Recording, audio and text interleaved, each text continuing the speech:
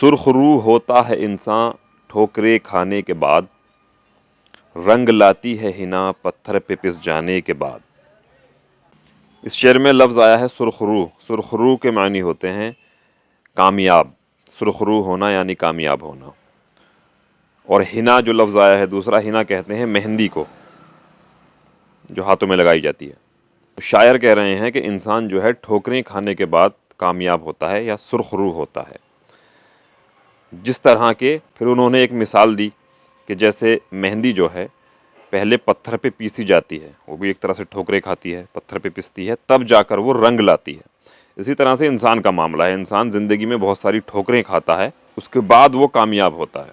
तो इस चीज़ को शायरी में उन्होंने बयान किया है कि सुरखरू होता है इंसान ठोकरें खाने के बाद, रंग लाती है हिना पत्थर पे पिस जाने के बाद।